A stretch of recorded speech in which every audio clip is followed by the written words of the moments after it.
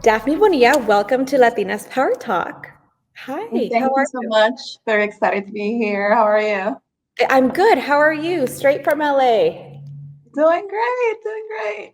I am very impressed. Like I was talking to you prior to recording this interview, I'm very impressed with everything that you've done in your life.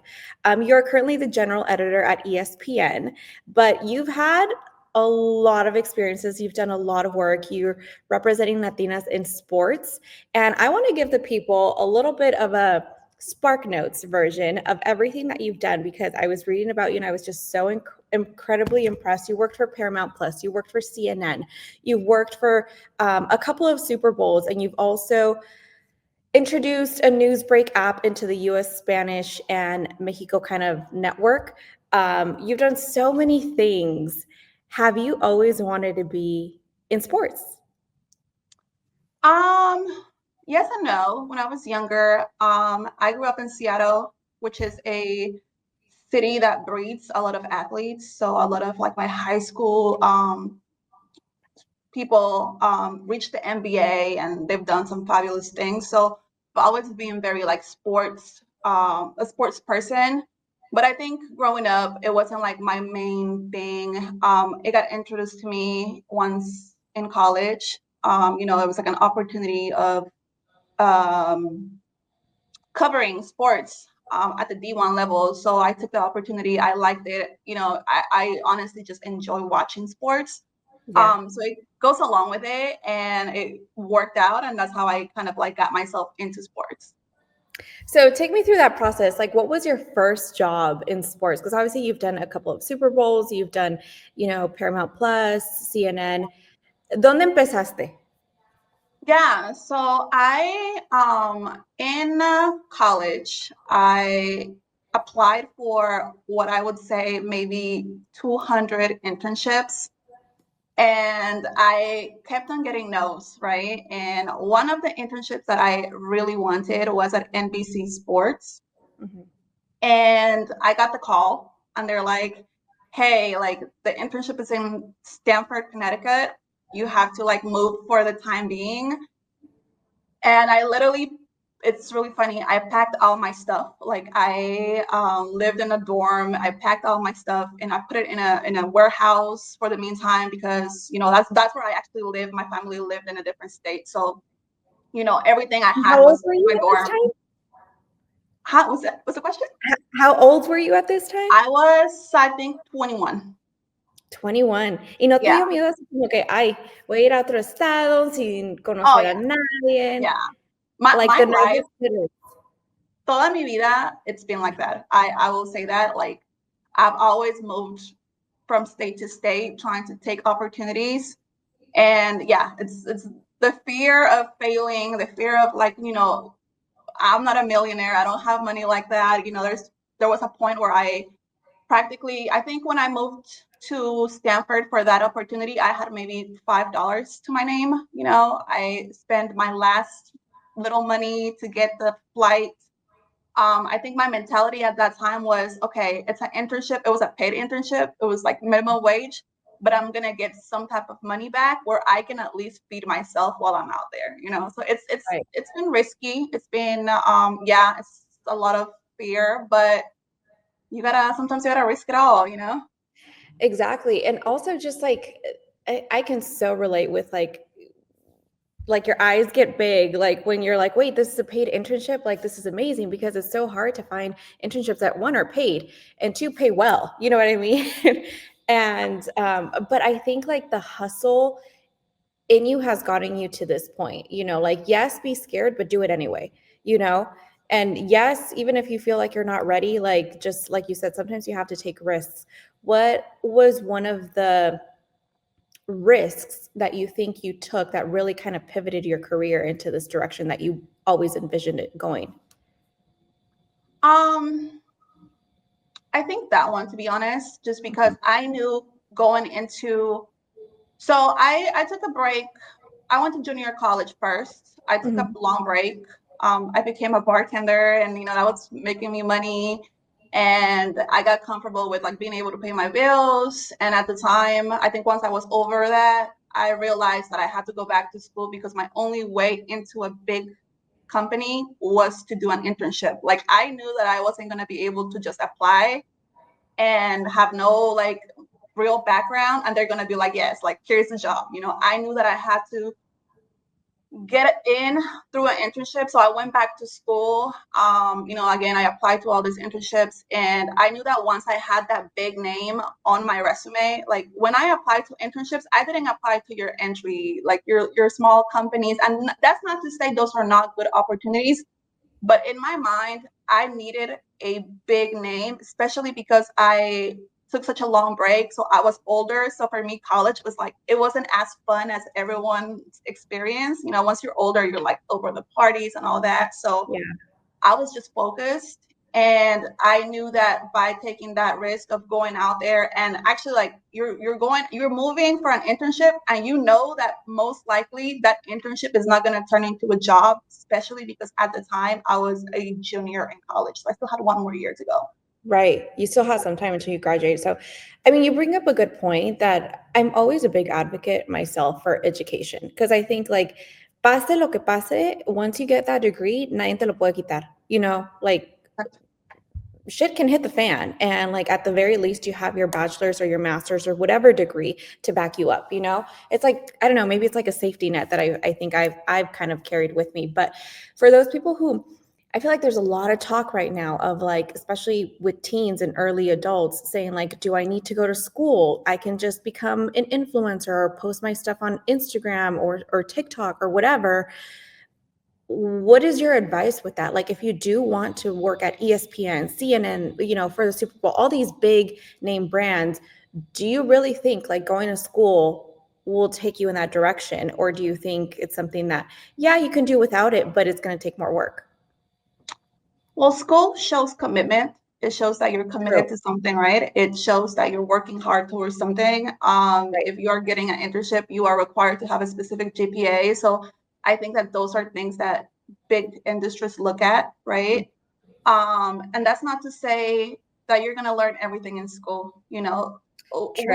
It's very advanced. Like we have new programs, new video editing, Photoshop has like advanced so much, and a lot of these things you don't learn in school. So it's you gotta go to school and then take it up on yourself to learn new skills, new softwares that you might not be learning at school. But I think that just the stamp of you have a diploma, just the stamp of she went to school, she had a good GPA. Sometimes the school names help a lot, Right.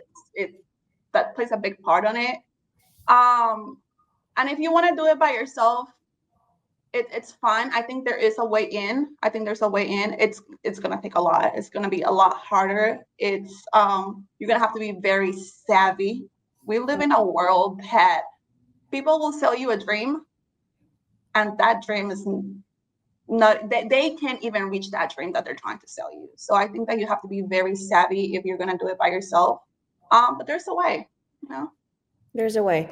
Si tienes determinación, I feel like there's always a way. But I agree. Like that degree shows commitment, shows that you're passionate about it, shows that you're committed, that you're willing to put in the work, because it's not always easy. Like it takes time. People see like sometimes the success, but they don't understand like all the work that went beforehand to like make it to that point. Um, you mentioned like you have to like keep up with trends and new things that happen, and like in school doesn't teach you everything. I went to school for journalism, and once I graduated, I'm like, I don't know how to do this, I don't know how to do that, and you got to figure it out, right? But we're also in a time where I think like technology is changing so much. How has like I'm curious to know like how has ChatGPT and AI kind of like impacted like your industry of like working at like ESPN? Because I know like there's a lot of people who are like, let me just put into ChatGPT and it'll write it for me. But I think it's also like killing creativity a little bit. I can tell you, ChatGPT is not even close to what a human can do, what Yeah. humans can create. I can tell. I have worked in the past. I have worked with interns, right? And I have to kind of like look at their job, and I can tell when they use ChatGPT. Like instantly. There You're are like, words that it's too ChatGPT perfect. uses. It's too, yeah. And no, it's not even that it's too perfect. It's that there are words that ChatGPT uses that a human doesn't commonly use, Right. especially a 19-year-old, right? Like, not to say they're not smart enough to use that language, but I can tell. Like, I'm like, wait, and then you You're go like, back to wait, that's ChatGPT. not how you were speaking to me. You're sounding very Yeah, different now. Yeah. Yeah. I think that there are companies that are relying on ChatGPT a lot. Mm-hmm. And I can give you an example. I've worked for Spanish divisions, right, for different companies, and relying on ChatGPT to do translations, it's ridiculous. Relying on Google to do translations, it's ridiculous. We all speak Latinos, Mexicanos, Guatemaltecos, Argentinos, we all speak different dialects of Spanish. Right. There's different forms. Spanish can be complex, and And then to sometimes there's proper words that like are kind of non-existent in our everyday like wording that we use. And absolutely, sometimes like, okay, la gente no va a saber what that means because we haven't used that word in absolutely. a long time, you know? Absolutely. So, like, in journalism, to me, it's just I people are trying it. People are trying it, and anybody that knows Spanish, your Spanish audience is gonna tell that you have a computer running your company. And Right. it's sad. It is sad. It is sad. I was having a conversation with someone and I just like it came I just like lo dije sin pensar. I was like, it's killing creativity. And I think that's like the perfect way to explain it because it's like it's making us lazy in a way, I think, in my opinion, of like relying too much on it and not like allowing this to work its way to like figure it out or write it out or whatever. But that's just my opinion. So I want to talk about your current job, and I also want to talk about everything else that you've kind of done. So give us a little bit about right now. You've been at this role for about 3 months. How has it been? What are your duties? Tell us a little bit about your current role right now. Yeah. So, it's been a dream come true, to be honest. I think that working in sports as a woman, sometimes it comes with a lot of fear and a lot of like, oh my God, like, am I going to fail? Am I going to be good enough? You start questioning yourself. And I think, from the interview process, from being there now, it's really been like everything I could dream for. And that's not even to, sugarcoat it. It really has. People are very, very supportive. um, as my duties are, essentially my team optimizes and strategizes what our viewers see on some of our platforms. Mhm. So it's a lot of there's a lot of creative aspects to that. There's also like curations and having to QA a lot of things and just really getting very detailed on the user experience. But again, I think the strategy part of this job is like what fascinates me because everybody that works there is very passionate. And again, I also think that's why it's really hard to get a job, in this industry. Mhm. Specifically with them because everybody's so passionate. Everybody's been there for so many years. There's so much institutional knowledge, Mhm. and they I think they are open to hearing new ideas. It's there's a balance to it. I think that when you're new to a job and you have all this fresh ideas, sometimes you can come very like, here is what I have to give you, and I'm learning to kind of like, okay, breathe, learn the job first, learn what they have been doing so that then I can understand why they're doing it this way. And then I can put my input on like, oh, well, maybe we can do it this other way. But I Right. think having that institutional knowledge in the building and having the access to people that have worked there for decades, it's new to me. And honestly, it amazes me every day. How did you end up at this job? Honestly, I think that, well, first I applied, right? I applied to the Mhm. job. I think that it was meant to be completely honest with you. I think that one of the mistakes that I've made so far in my career is getting comfortable with the job, like Mhm. very comfortable and Mhm. staying there for too long and not seeing progress, not seeing myself get to the next level, but being like, oh, like I'm comfortable, like I get paid well, it's a good job, it's a good I like name, the it's just, people, like, yeah, yeah, but just getting too comfortable. And I think that at the point that I was, um, I knew that it was time to go. I knew that it was time to go. Right now, the job market is insane. You have some very, very experienced people applying for your middle jobs. Like right, people need jobs. The economy sucks. They're right. taking whatever they can get. So you're competing with some serious people right out there. But I knew it was time, so I started applying to jobs, and then when I got the call for this job, everything happened just so beautifully, to be honest. It was a quick process. I got interviewed by a lot of people. But each interview, I was like, man, this is someone that I see myself working with. This is somebody that I see myself learning from. It wasn't like I was nervous. I could be one of those people that just completely fails at interviews. Like I get too nervous or I study too Right. much, don't study at all. Um, but in this specific job, honestly, everything fell into place. I also feel like I was prepared for this job. I think that if I absolutely applied for a job at ESPN in the past, for sure, and Right. never even got the call before. But I really honestly think that God gives you as much as you can handle when He thinks you can handle it. You know. Yes, amen. It was like the perfect fit, like no better way to describe it. You mentioned something of like sometimes people get too comfortable where they're at. How do you know you're getting comfortable and it's time to like, okay, what's next? To look at what that next thing is for you. How do you know that? Because I feel like so many people can relate to that. And like I have so many friends, and I've done it too, where I'm like, okay, this isn't like challenging me anymore. This isn't giving me like growth. Like I'm pretty stagnant right now. How do you know when it's time to like move and look for something else? Well, you said it right. Like you're not challenged anymore. If you already know how to do everything to the T, Mm-hmm. now you're living a life where you're doing the same thing over and over again. Like, repetitive. Right. Like I feel like we're all young enough, even if you're in your 40s, 50s, if you come to a point in your life where nothing has challenged you anymore, like, you're not learning anything new and everything is just the same every single day, then that's when you have to start thinking, hey, like, maybe it's time for me to look for the next challenge. Again, it's a hard thing to do, especially now with such a hard economy. We have to pay bills, Right. uh, taking the risk of going into a new job and maybe failing.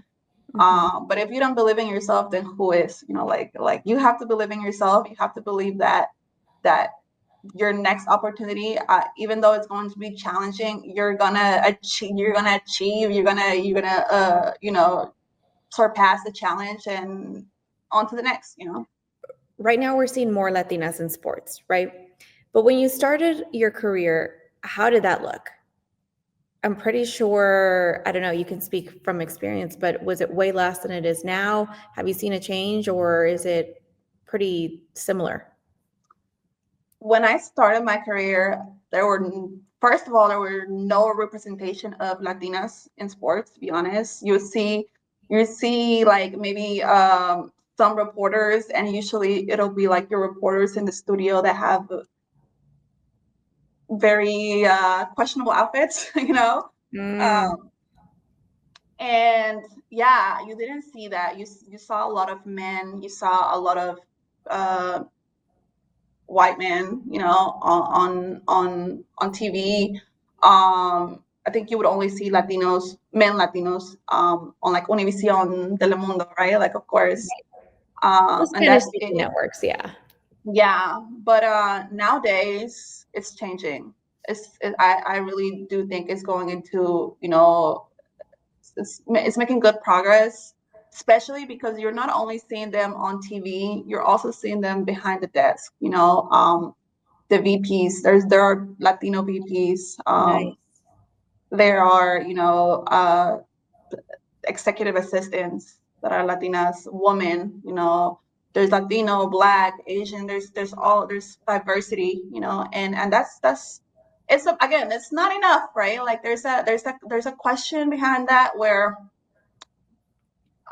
you don't want just one seat at the table. You want multiple. You want to see not just that one woman representing all of us. You want to Right. see multiple voices at that table. So I think we're getting there. I think that everybody that has a role in the industry has a responsibility to continue opening conversations, to continue opening seats, to give access. And I think we're getting there.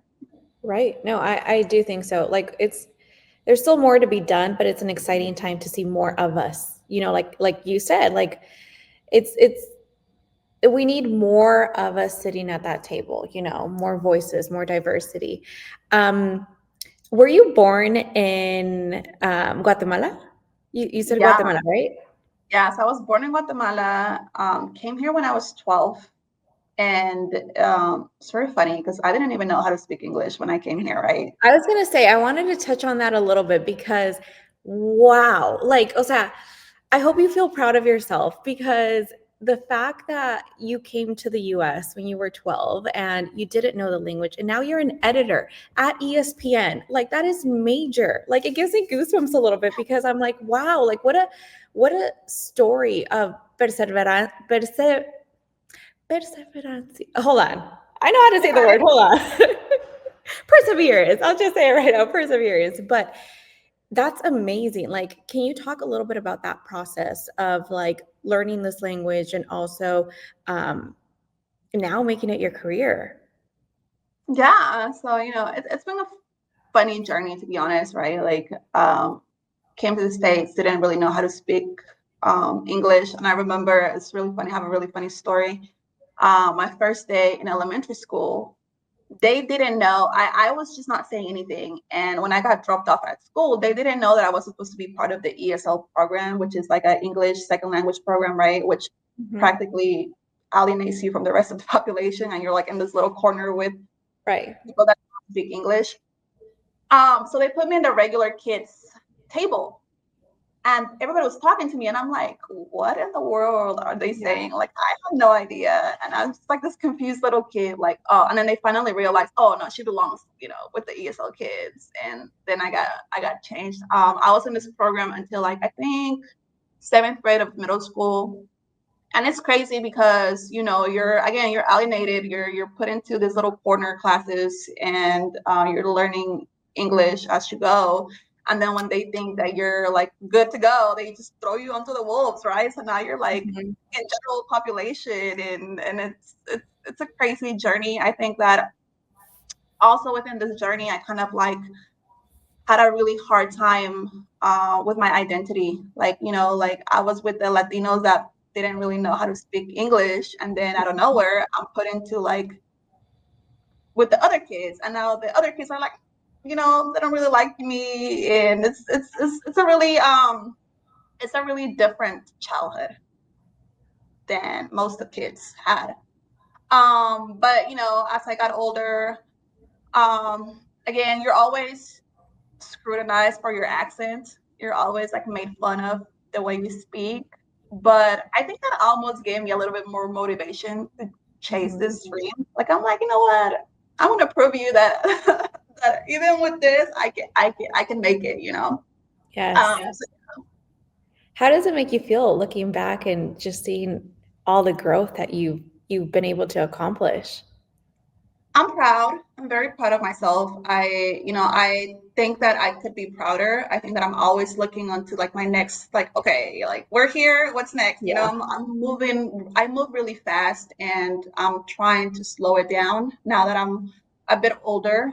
But I'm definitely proud. I'm proud of my family. They're big motivators as to where I'm at in life right now. And I'm very proud of being Latina, and hopefully, again, now that I'm where I'm at, being able to give access to other people to also be here, at some point. Yes. So before ESPN, you did, like I said, CNN, worked at CNN, worked at two Super Bowls, worked at Paramount Plus and then Newsbreak app. What has been one of your most memorable moments from all of that? I think working at CNN, right? Yeah. Because I grew up in a family where like my dad would watch the news at 6 p.m. every day, like Mhm. faithfully, right? So, and then the news industry is a different monster, you know. Like I tell people, sports Yes. is fun. Like working in sports is fun. A lot of people want. I think that one of the reasons why sports is a very challenging industry to get into is because everybody wants to work in sports. It's fun. Like, you Mhm. know, you get to talk shit all day, you know, like it's fun. While news, it can get really dark, you know. It can. You wake up in taking all this negative things happening in the world, and then you go to sleep with that, and then you wake up the next day and it's the same thing, and Oh yeah. it's very hectic. You can't take things personal, like, you know, like you will get yelled at, you will get cursed out. It's a crazy world, but it teaches you so much. It teaches you so much that you'll take with you. You know, you can go into marketing, you can go into business, you can go into so many different industries from working in news, because you learn so much from it. And also, like, you know, I remember like meeting Fernando. Oh my goodness, cannot remember his name right now. Ramos, yeah, Fernando Ramos, and he's like, what, you know, like just meeting people that my parents watched. You Watched. know, Yeah, that we it's grew up fun. watching. Yeah. Yeah, it's exciting. A lot of the people on TV are very nice, they're very kind, and that was fun. I think that I that's what I really enjoyed that job. What's next for you? I know you're 3 months into this job, but what do you envision for the next 10 years? Where are you going to be at? So I think that now, I think in the past I've never thought of like being a CEO or being a VP, right? And now I can see it. Now I think because I have access to these people, I'm able to see how they do things. I'm able Mhm. to actually, like, I see the representation. You know, I have an example of it. Now I see myself like, I'm not saying 3 years. This is maybe a long term goal, right? But I can see myself at the big table now. I can see it. Oh my gosh, I'm so excited to see like what you're going to accomplish because I'm your fan. I think you're amazing. I think you're super inspiring that everything that you've accomplished, with hard work, with determination, with dedication, like si se puede hacer, like, you know what I mean? Those dreams can become a reality. If you could say something to all the little Latinas out there who are seeing you break barriers and who, are seeing you say, you know what, I can accomplish that obstacle. Throw me another obstacle, I'll jump over it. What would you tell them right now? I will say slow things down. Slow it down. Things are going to come to you when they're meant to come to you, when you're prepared for them. You know, just because the internet is showing you that, you know, there's like a 15-year-old getting millions of dollars and getting all this attention and all that, it's okay. It's okay that you're not there. Like, take your time. You're learning things as you go. Opportunities are going to come if you keep looking for them, you know. Look for help, look for people that you can look up to, you know, like you'll never, I hope that I'm never big enough to where I don't have anybody above me that I can look up to. I always want Mhm. to have someone that I can look up to and be like, hey, like, I want to get there one day. That's like Right. excitement for me, you know. I would also say, you know, take challenges. um don't be afraid to risk and sacrifice for things, you know. Don't be afraid to be afraid, you know. It's gonna happen. Be savvy, you know. I think Latina women, we have this very feisty side of us. Be Yeah. proud of that, because that will take you places, you know. When somebody tries to play with you, when somebody tries to cross your boundaries, we have Mhm. that sense that we can tell people no, we can say this ain't for me, and embrace that, you know. So keep going. Yeah, like once you have a goal, go for it. You know, don't be afraid of not going for something because you're Latina. That's that's nothing, you know. Sometimes yeah, we don't have enough representation of successful big women, Latina women in corporate, at the corporate level, at the sports level, at the TV level, whatever level you think of. But you have your mother, man. We all, I think that Latino moms Yeah. are motivation alone, right? Right. Like I can only imagine having children right now. Like I am so at awe of Mm-hmm. women in industry spaces and I'm working really hard to have kids. Like I'm like, if I had kids, I I know. would not be able to move. I would not be able to do half of the things that I do now. I look at my mom. I'm like, she came here with 3 children and didn't know how to speak English, and look, you know, all of my entire family are doing amazing, are doing big things, and we wouldn't be there without my mom. So I think that yeah, there is a lack of representation in many spaces for Latino women, but a lot of us have mothers that are just Resilient. resilient. I Yeah. know. I think about it all the time. I'm like, at my age, my mom already had all her kids. And I'm like, I can't even imagine having kids right now. But how did she do it? She made it look so easy. She still makes it look so easy, you know? And I'm over Right. here like, stressing out about little things that I have going on, you know? When there's moms out there who are doing it and have little babies and little people looking at them and relying on them, you know? I think moms are superheroes, especially like Latinas. We have that resiliency in us, like of just like, okay, it's okay. Pick it up. Let's go. Let's keep on moving, you know? So I think it's super inspiring, but it's in our blood. I mean, if these are women who raised us, then we can have that within us as well, you know? And look how far we've gotten. So now I'm just Yeah. imagining our kids. Like once you have your kids, like you're gonna be able to give them access. You're gonna be, and it's okay. That's one thing that I don't understand sometimes. That you know, nepotism sucks. Yeah, at times it does.